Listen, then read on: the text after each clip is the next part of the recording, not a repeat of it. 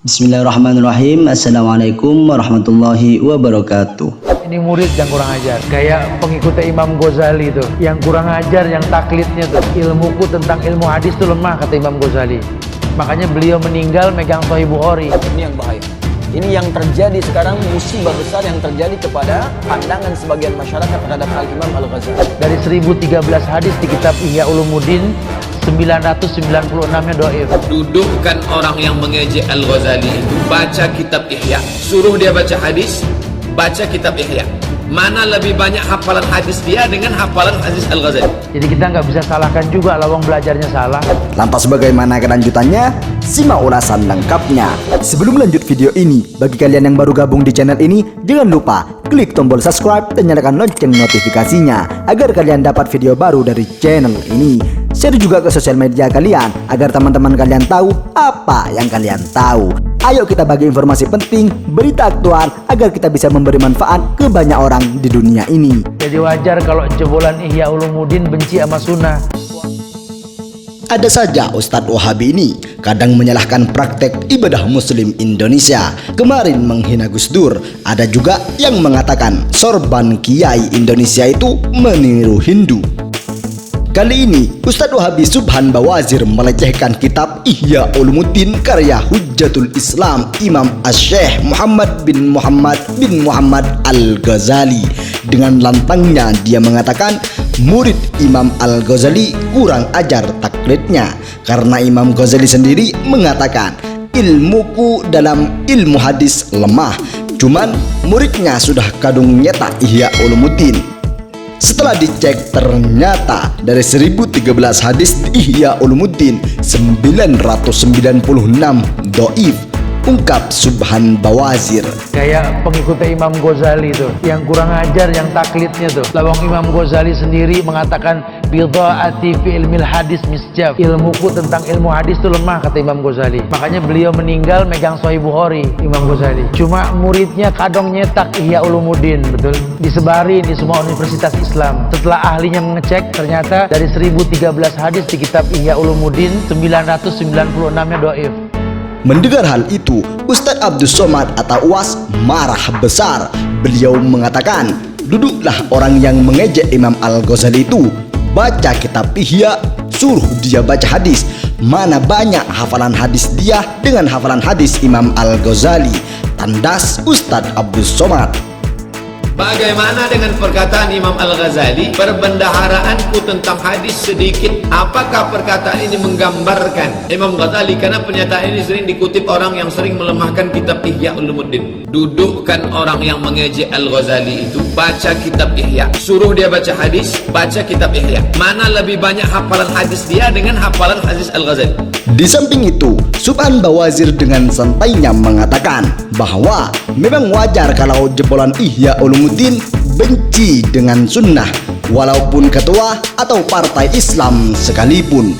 Jadi kita tidak bisa salahkan juga, lah wong belajarnya salah, ungkap Subhan Bawazir. Jadi kita nggak bisa salahkan juga lawang belajarnya salah. Tapi lihat orang kalau belajarnya betul, 2 kali kajian tahu bid'ah, lihat. Tapi kalau orang yang belajarnya nggak betul, bertahun-tahun nggak paham bid'ah, tuh. Makanya kitab Tauhid Syekh Muhammad bin Abdul Wahab buat pencinta bacaan, tahu penulisnya jenius. Tidak cuman UAS, Ustadz Adi Hidayat pun ikut berkomentar dengan pernyataan yang dilontarkan oleh Subhan Bawazir Al-Wahabi tersebut. Wah mengatakan, ini yang terjadi sekarang, musibah besar yang terjadi pada pandangan sebagian masyarakat terhadap Al-Imam Al-Ghazali. Orang semasanya saja sepakat bahwa beliau adalah ulama Hujjatul Islam. Kalau ada orang yang menyoal Islam, beliau yang jawab. Kalau ada orang yang minta dalil, beliau yang fatwakan. Mufti besar Hujjatul Islam. Tiba-tiba orang sekarang mengatakan ini pembuat hadis palsu, tinggalkan Ghazali. Anda siapa? Kalau tidak sepakat, tidak harus mencela. Beber Ustadz Adi Hidayat. Ini yang terjadi sekarang, musibah besar yang terjadi kepada pandangan sebagian masyarakat terhadap Al-Imam Al-Ghazali. Orang semasanya sepakat para ulama Hujjatul Islam. Hujjah ini. Kalau ada orang menyoal Islam, beliau yang jawab. Kalau ada orang minta dalil, beliau yang fatwakan. Mufti besar Hujjatul Islam. Tiba-tiba orang sekarang mengatakan, ini pembuat hadis palsu, tinggalkan Ghazali. Anda siapa? Kalau tidak sepakat, tidak harus mencela. Siapa yang membantah logika para filsafat yang banyak memurtadkan orang Islam pada saat itu? Al-Imam Al-Ghazali. Lantas Anda mengatakan, ini nggak paham ilmu hadis. Anda siapa, Joni? Quran beliau hatam, hadis-hadis paham, fikih juga mengerti. Tapi ada pertimbangan kenapa saya cantumkan ini, kenapa tidak? Makanya pelajari dulu. UAS juga menambahkan bahwa Imam Al-Ghazali nulis kitab itu keluar sendiri dari kepalanya.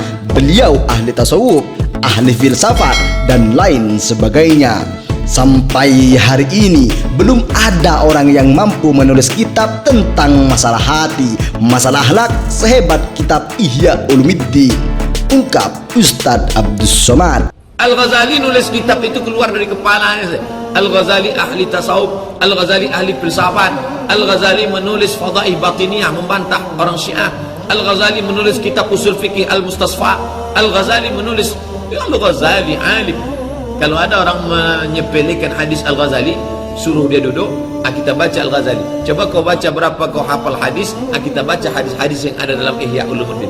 Sampai hari ini belum ada orang yang mampu menulis kitab tentang masalah hati, masalah akhlak sehebat kitab Ihya Ulumuddin. Kalau ada tunjukkan sama saya, apa nama kitab? Ya itu saya punya kawan orang Syria, tesisnya tentang Al-Imam Al-Ghazali. Kami sedang di halaqah di TV malah saat itu, sedang bareng-bareng. Tiba-tiba ada pemateri mencela Al-Imam Al-Ghazali, itu duduknya langsung berubah, matanya memerah. Dia katakan, bagaimana, apa yang harus saya lakukan?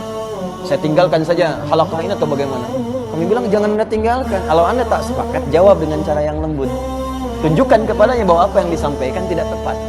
Maka dimulai dengan kalimat, Sayyidi, Jazakallah khair, Masya Allah, kalimatnya bagus sekali.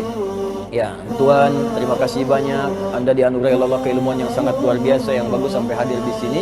Hanya ada beberapa poin yang saya kurang sepakat dengan pernyataan tentang Al-Imam Al-Ghazali. Dan Alhamdulillah, saya ini, tesis saya, itu fokus di bidang Al-Imam Al-Ghazali. Saya telah mensyarah kitab-kitabnya, saya telah kemudian merapikan bagian-bagiannya, saya meneliti Al-Imam Al-Ghazali dari mulai beliau dilahirkan sampai karya-karyanya, sampai ke kualitas sanadnya. Maka sekarang kebalik, yang bicara tadi yang mulai begini. Karena apa? Beliau membaca satu buku, orang ini sudah mengamati dari lahirnya Al-Ghazali sampai karya-karyanya selesai. Maka disampaikanlah yang menurut Anda begini tadi, nampaknya menurut saya mungkin agak kurang paham atau mungkin kurang baca referensi. Anda bisa cek lagi di referensi yang seperti ini yang meluruskan yang Anda baca tadi. Yang Anda baca begini, ini yang kurang tepat. Ternyata ada keterangan lain yang menunjukkan begini. Mungkin Anda bisa baca buku yang ini. Anda bisa baca kalimat yang ini. Setelah mendengarkan semuanya apa yang terjadi, yang satu tidak merasa digurui, yang kedua pun bisa paham dengan apa yang disampaikan. Akhirnya bersahabat kedua. Terima kasih semuanya telah menonton video ini. Jangan lupa subscribe untuk mendapatkan video selanjutnya dari channel ini.